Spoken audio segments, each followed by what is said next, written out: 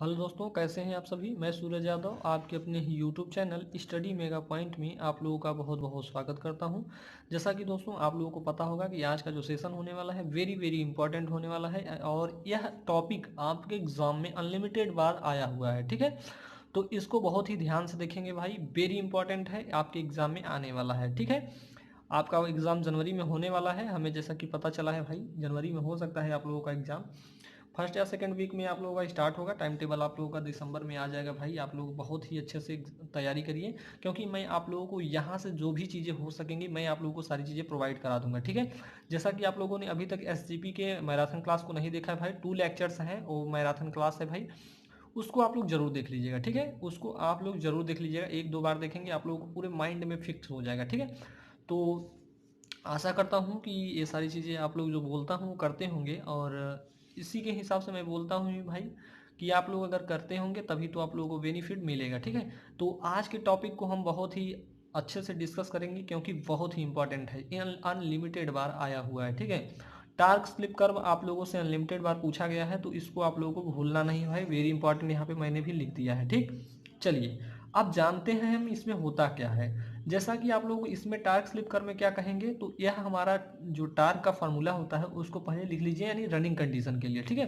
तो यहाँ पे जो हम टार्क की बात करते हैं रनिंग कंडीशन के स्थिर अवस्था के लिए हमारा टार्क ही नहीं बनेगा। ठीक है, कर्व ही हम नहीं खींच पाएंगे। स्थिर अवस्था के लिए हमारी जो स्लिप होगी वो जीरो हो जाएगी, और जो चीज़ें हैं वो तो हमारी कांस्टेंट हो जाएगी, बातें कुछ बनेंगी ही नहीं। यानी हम किसके लिए लिखते हैं, जो हम कर्व खींचते हैं वो स्पीड अवस्था में जब होगी तभी हमारा खींचा जाएगा। ठीक, चलिए टार्क की स्पीड रनिंग कंडीशन हमारा टार्क क्या हो जाएगा, के एस ई टू का होल स्क्वायर, ई टू का स्क्वायर बोल सकते हैं, आर टू अपान ये क्या हो जाएगा आर टू का square plus S X two का होल स्क्वायर। ठीक, अब इतनी बातें होती हैं। अब इसमें हम क्या कहेंगे, यदि ई टू जो हमारा स्थिर हो तब क्या हो जाएगा, T directly proportional S R two बटे का आर टू का स्क्वायर यहाँ प्लस एस एक्स टू का होल स्क्वायर हो जाएगा। ठीक है, अब पहली पॉइंट इसमें देखते हैं, बहुत ही इंपॉर्टेंट है भाई। जब हमारी स्लिप जीरो है अर्थात सिंक्रोनस स्पीड पर टार्क जो हमारा है टार्क टी बराबर जीरो होगा, यानी टार्क जो हमारा सिंक्रोनस स्पीड पे होगा वो क्या होगा, जीरो होगा भाई। ठीक, यानी जब कब की बात की, जब हमारा स्लिप जीरो हो। ठीक, इस बात को ध्यान रखेंगे, तथा हमारा वक्र मूल बिंदु से प्रारंभ होगा। अब इस स्थिति में क्या होगा, हमारा मूल बिंदु से वक्र जो है प्रारंभ होता है, लेकिन ये मूल बिंदु से थोड़ा ऊपर से प्रारंभ होता है। कहने की बात है भाई, इसको थोड़ा यहाँ पे ध्यान रखेंगे, आपके बुक्स में जो लिखा हुआ है उसको ध्यान से देखेंगे, और आपके जो बुक में फिगर बना हुआ है उसको भी थोड़ा ध्यान से देखेंगे। ठीक है भाई, चलिए तो इसको थोड़ा ऊपर से स्टार्ट किया जाता है, जैसा कि मैंने 2-3 बुक में देखा भाई, और उसमें तो थोड़ा ऊपर से स्टार्ट किया गया है। हालांकि मेरे पास जो एक बुक है उसमें तो नीचे से ही स्टार्ट किया गया है, जैसे आप लोग विद्या में देखेंगे थोड़ा ऊपर से दिखाया गया है। ठीक, यानी कहा जाए तो जीरो से स्टार्ट कर लीजिए, कोई दिक्कत वाली बात नहीं होगी यहाँ पे। ठीक, चलिए सेकंड पॉइंट की तरफ चलते हैं। जब स्लिप का मान बहुत कम हो अर्थात स्लिप लगभग सिंक्रोनस स्पीड के बराबर होगा तब क्या होगा, तो उस स्थिति में हमारा जो एस होगा, एस स्लिप और इंडक्टेंस होल स्क्वायर होगा, नगण्य होगा। यानी ये जो एस एक्स टू है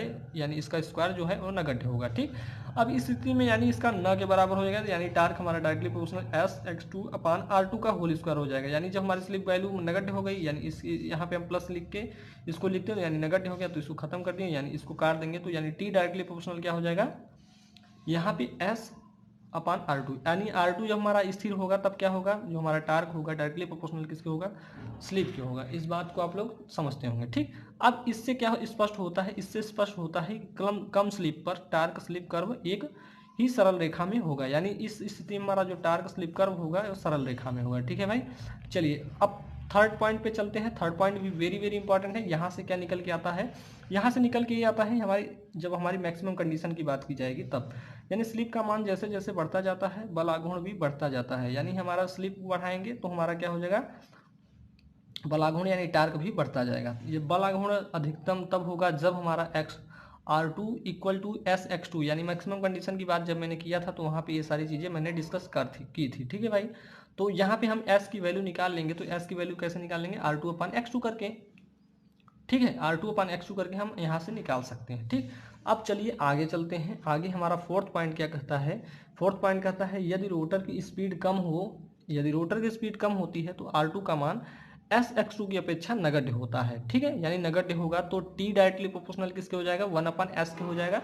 अब सबसे इंपॉर्टेंट जो है उसको हम ध्यान में रखेंगे। ठीक है भाई, तो सबसे इंपॉर्टेंट क्या है इसमें, अब देखेंगे इसका हमारा कर्व जो है। ठीक, ये कर्व आप लोगों को बनाना है आपके एग्जाम में। ठीक, ये आप लोगों के एग्जाम में कई बार आया हुआ है। तो इसको कैसे लिखते हैं, पहले यहाँ पे हमारा ऊपर हम एक लाइन खींचते हैं, इसको हम टार्क वाली लाइन बोलते हैं, इसको हम क्या बोलते हैं, टार्क वाली लाइन बोलते हैं, और इसको हम बोलते हैं स्लिप। ठीक है, नीचे हमारा स्लिप होता है और इस साइड हमारा टार्क होता है। ठीक, अब बात की जाती है, यानी जब हमने कहा कि जब हमारा स्लिप जो होगा यानी स्लिप इक्वल टू 0 होगा तो इस स्थिति में हमारा टार्क जो होगा डायरेक्टली प्रोपोर्शनल किसके होता है, एस के होता है। ठीक, यानी जब हमारा यहाँ से स्टार्ट होता है, पहली वाली पॉइंट को आप ध्यान में रखेंगे तो उसकी बात की जाए, यानी इस स्थिति में जब हमारा स्लिप एस इक्वल टू 0 हो जाएगा, अर्थात जो हमारी सिंक्रोनस स्पीड पर टार्क हो जाएगा यानी टार्क बराबर 0 हो जाएगा, तो इस स्थिति में हमारा क्या बनता है, कुछ इस प्रकार से सरल रेखा में बनना चालू हो जाता है, यानी 0 यानी मूल बिंदु से स्टार्ट होता है। ठीक, तो मूल बिंदु से स्टार्ट होता है यानी मैक्सिमम पे हमारा पहुंचता है, तो एस जो डायरेक्टली एस इक्वल टू होता है R2/x2 हो जाता है, यानी ये मैक्सिमम की बात की जा रही है। ठीक,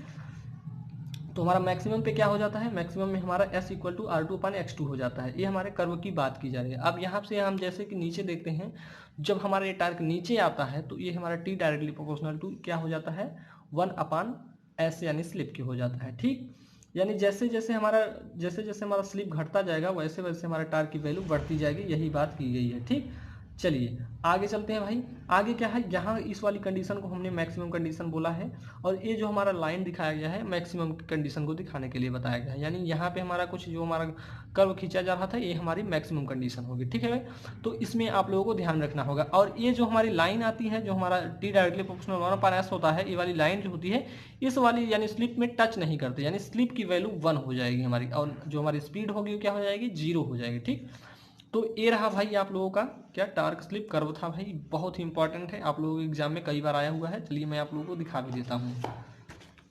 हमारे पास विद्या है भाई, इसको हम खोलते हैं।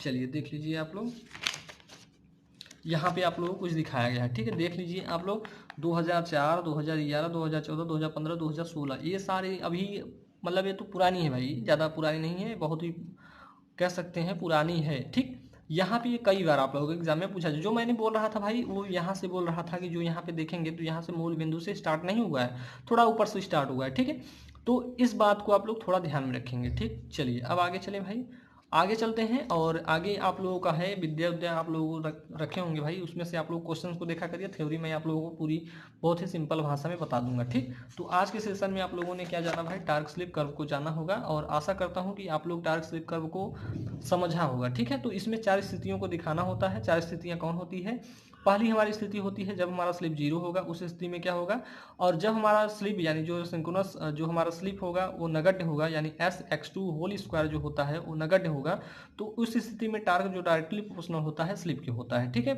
फोर्थ पॉइंट हमने क्या बताया कि जो मैक्सिमम की कंडीशन आती है तो उस स्थिति में हमारा स्लिप इक्वल टू क्या हो जाता है, R2/x2 हो जाता है। ठीक, फोर्थ कंडीशन हमने क्या बताया भाई, फोर्थ कंडीशन में हमने बताया टी डायरेक्टली प्रोपोर्शनल क्या होता है, 1/s के होता है। तो ये हमारे 4 कंडीशंस हैं भाई, इन्हीं को आप लोगों को उस कर्व पे दिखाना होता है। ठीक, तो जैसा कि आशा करता हूं कि आप लोगों को समझ में आया होगा। अगर आपको यह लेक्चर पसंद आया हो भाई तो वीडियो को लाइक कीजिएगा, चैनल को सब्सक्राइब कर लीजिएगा, और अपने दोस्तों में ज़्यादा से ज़्यादा शेयर कर दीजिए भाई, क्योंकि आप लोग चैनल को सब्सक्राइब नहीं किए हुए हैं।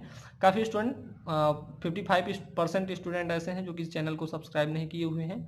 उनसे रिक्वेस्ट है भाई कि आप लोग भी चैनल को सब्सक्राइब कर लें और इस परिवार का एक हिस्सा बने। ठीक है, तो चलिए आज के लिए इतना ही, मिलते हैं आप लोगों से नेक्स्ट लेक्चर में, तब तक के लिए जय हिंद जय भारत।